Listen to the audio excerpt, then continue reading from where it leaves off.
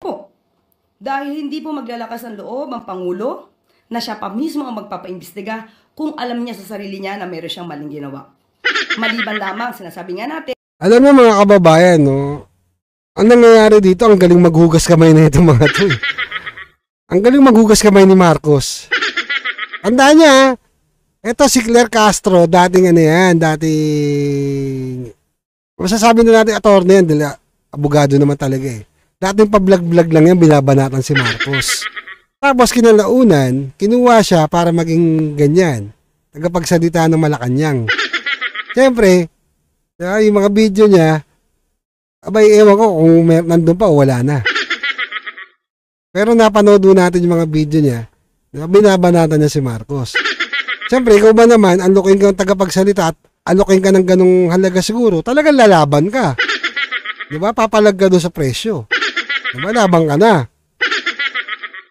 Payag ka na ron. Choosy ka pa? Ha? Itatawag na prinsipyo. Babaliktad. Ha? Tuloy. Kung mayroong gagawa ng kwento para sirain ang pangalan ng Pangulo.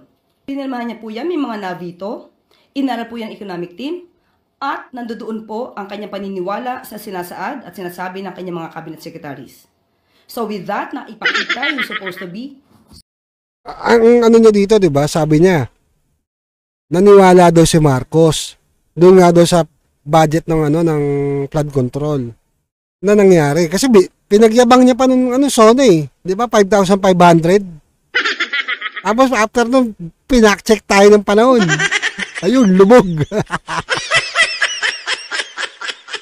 Ang daming lumawi sa baha. Diba? Tapos, ganito pa sa kayabang doon, no? Sisisi naman nila kay Duterte. Diba? Kay Pangulong Duterte, kay Tatay Digong, na kasalanan ng nakaraang administrasyon. Kayo nakaupo dyan eh. Diba? Tumakbo na yung budget ng 2023, umupo kayo ng 2022.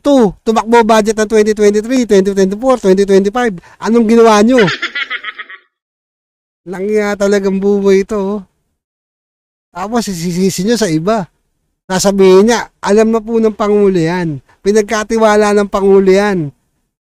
Nagulat lang si Marcos na gano'n na nangyari. Kaya na, hayop na yan. Para saan pa intelligence fund mo? Ang laki ng intelligence fund mo, di ba? Confidential funds mo. Tapos wala ka rin palang magagawa.